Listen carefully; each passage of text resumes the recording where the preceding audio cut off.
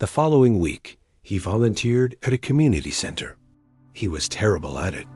Awkward, uncertain. He said the wrong things. He didn't know how to comfort a 70-year-old widow who just wanted someone to sit with her while she ate lunch.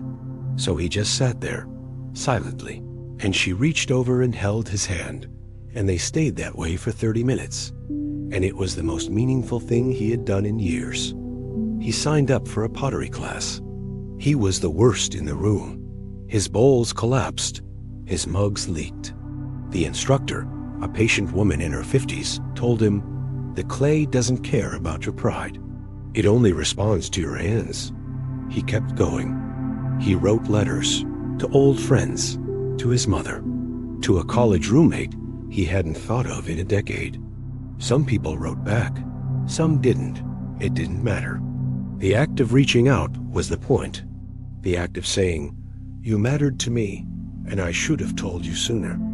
2 years later, Daniel drove back to the coastal town. He walked to the park. The bench was empty. He sat down and waited.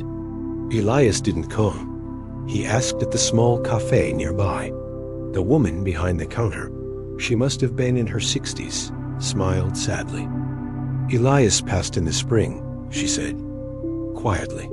In his sleep, he was 105. Daniel nodded. He couldn't speak for a moment. Did he have any regrets? He finally asked, not sure why he was asking a stranger this question, but needing to know. The woman thought about it. "I asked him that once," she said, "a few months before he died. He laughed and said, 'I have 1,000 regrets, but none of them kept me up at night, because every one of them taught me something, and I used every lesson.' Then he said something I'll never forget." "What?" He said, "The only regret that can destroy you is the regret of never having tried. Everything else is just tuition." Daniel sat on that bench for a long time after. The waves crashed against the rocks. A dog ran across the grass. The wind carried salt and the sound of a world that kept going, endlessly, beautifully, indifferently.